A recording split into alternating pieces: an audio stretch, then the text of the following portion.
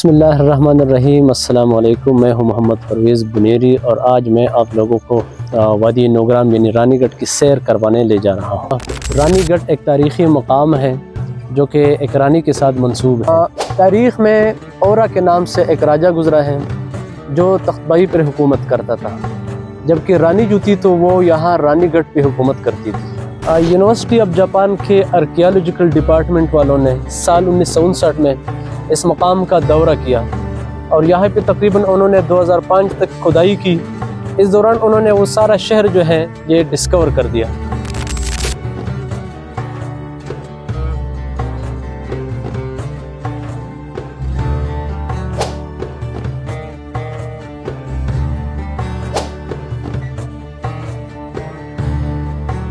रानीगढ़ तक जाते हुए हमें तोताली से, गुरगुश्त और चिंगले से गुजरना पड़ता है, जबकि अगर आप लोग पेशावर से या इस्लामाबाद से आते हैं तो आपको सवाबी का रूट इस्तेमाल करना पड़ता है। यह इलाका बहुत खूबसूरत है और अपने हिस्टोरिकल मकामात की वजह से दुनिया भर में अहमियत रखता है। इंशाल्लाह भी चंद मिनट में हम रानीगढ़ तक पहुंच जाएंगे। रानीगढ़ तक पहुंचने के लिए आपको हाइकिंग की ज़रूरत होती है। ये सीढ़ी आप लोग देख रहे हैं ना, तकरीबन 500 सीढ़ियाँ हैं। इन्हीं सीढ़ियों पे चढ़ के आप अपनी मंजिल तक पहुंच जाएंगे।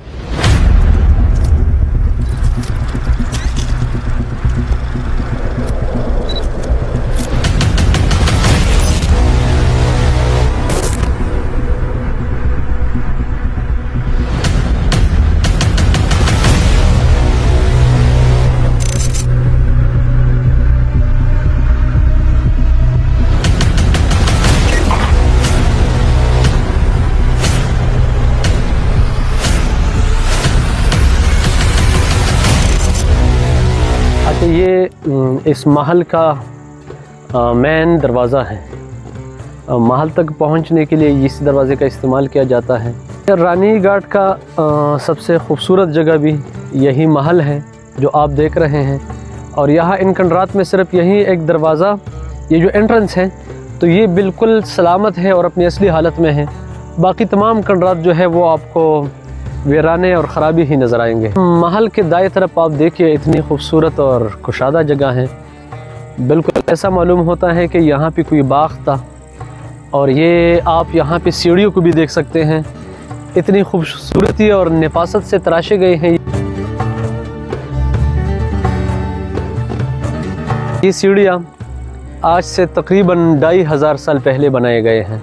तो यहाँ भी ज़िंदगी इस तरह थी कि रानी रहती थी, लोग रहते थे, यहाँ उनकी हुकूमत थी, यहाँ उनके मिनिस्टर्स भी थे, यहाँ बड़े मतलब सरमायादार लोग भी थे, ताजिर भी थे, और यहाँ गरीब भूखे प्यासे नंगे लोग भी थे, जिस तरह आजकल है। मगर तारीख़ ने इन तमाम चीज़ों का नाम व निशान मिटा दिया। मुख्तलिफ बुतों के टुकड़े हैं यहाँ।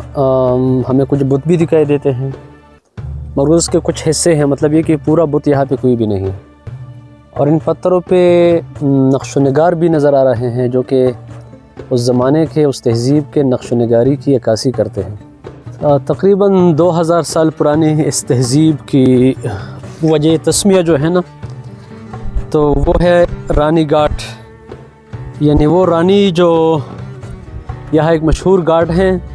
अभी इस जगह के विज़िट के बाद हम इंशाल्लाह रानी घाट पे जाएंगे।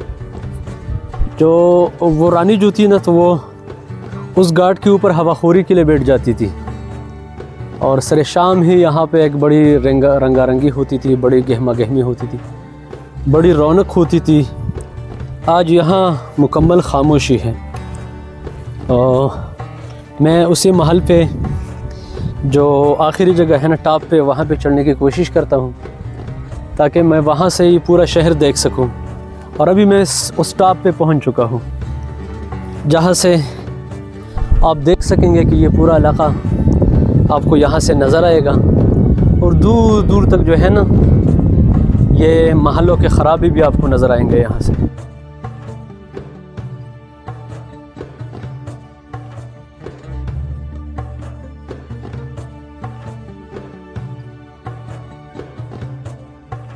یہاں نیچے آپ کو وہ اسٹوپا نظر آ رہا ہے، آپ دیکھ لیں بالکل ایک گول گنبد کی طرح جگہ بنی ہوئی ہے، اور اس کی جو بناوٹ ہے نا یہ بھی بڑی مطلب امیزنگ قسم کی ہے۔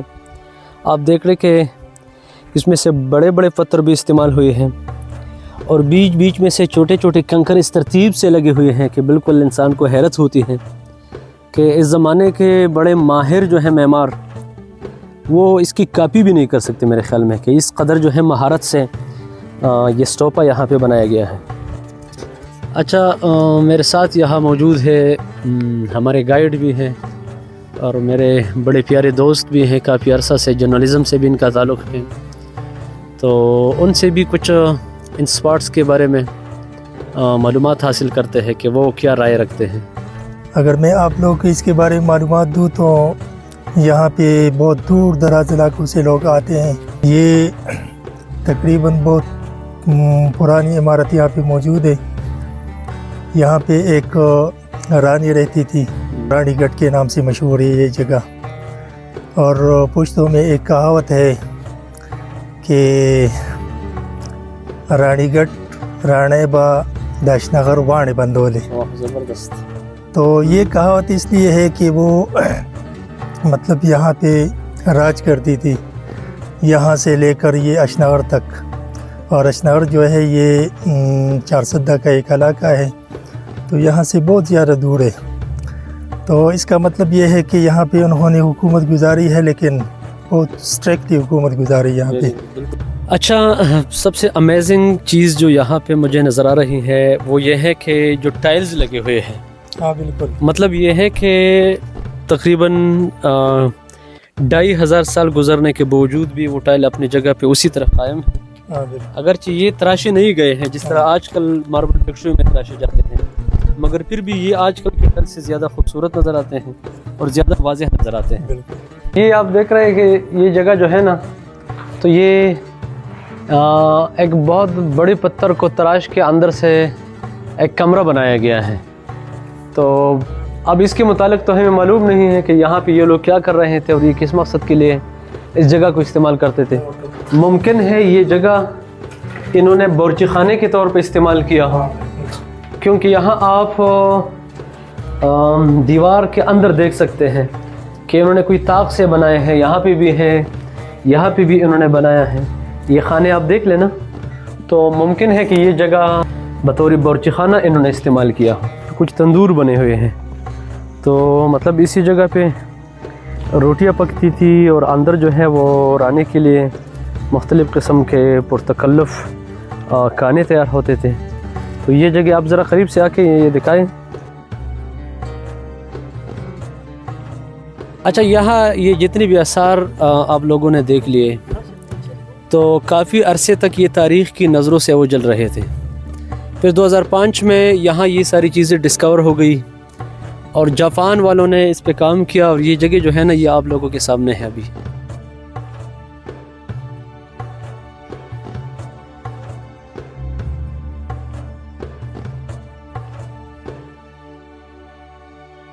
بالآخر ہم رانی گڑھ تک پہنچنے میں کامیاب ہو گئے۔ رانی گڑھ رانی کے محل سے تقریباً 3-4 کلومیٹر کے فاصلے پر ہیں، مگر یہاں پہنچنے کے لیے آپ کو بڑے کٹن راستے سے گزرنا پڑتا ہے۔ اس رانی گڑھ کے متعلق ہم نے جتنی باتیں سنی ہے اور جتنی تاریخ کی کتابوں میں پڑھا ہے، تو وہ یہ ہے کہ اسی گھاٹ پہ بیٹھ کے رانی جو ہے اس علاقے کا نظارہ کرتی تھی۔ اور ایک اور بات جو رانی اور رانی گڑھ کے ساتھ مشہور ہے، تو وہ یہ ہے کہ یہاں تک رانی کے لیے دریائے سندھ سے تازہ پانی لایا جاتا تھا۔ تو اب اگر دیکھا جائے تو دریائے سندھ یہاں سے کافی فاصلے پر ہے، میرے اندازے کے مطابق تقریباً 30-40 کلومیٹر کا فاصلہ یہاں سے ہے دریائے سندھ تک۔ تو اس زمانے میں ممکن ہے کہ دریائے سندھ یہاں قریبی کسی علاقے سے بہتا ہوا ہوگا، مگر یہ ہے کہ وہ کہتے ہیں کہ وہاں مطلب نوکروں کا ملازموں کا ایک قطار بنا ہوا تھا اور وہاں سے تازہ مشکیزہ جو ہے پانی کا بھر کے ایک آدمی دوڑتے ہوئے دوسری تک پہنچا دیتا تھا. پھر وہی آدمی اپنا پورا زور لگا کے جہاں تک اس کا اسٹیمنا ہوتا تھا تو وہ تیسرے آدمی تک پہنچا دیتا اور پھر وہاں سے وہ آدمی یہ پورا سلسلہ رانی کے محل تک پہنچ جاتا تھا اور رانی جو تھی تو وہ دریا کا تازہ پانی پیتی تھی. اس گھاٹ سے متعلق جتنی باتیں مشہور ہے تو اس میں ایک یہ بھی ہے کہ رانی اس گھاٹ کے اوپر چڑھ کر اس علاقے کا نظارہ کرتی تھی. تو میں نے اس گھاٹ کو چاروں اطراف سے دیکھا تو اس پہ چڑھنے کے لیے کوئی مطلب نہ کوئی زینے موجود ہے نہ کوئی اور راستہ ہے. تو اس زمانے میں کس طرح ممکن تھا کہ اتنی اونچائی پہ رانی چڑھتی تھی؟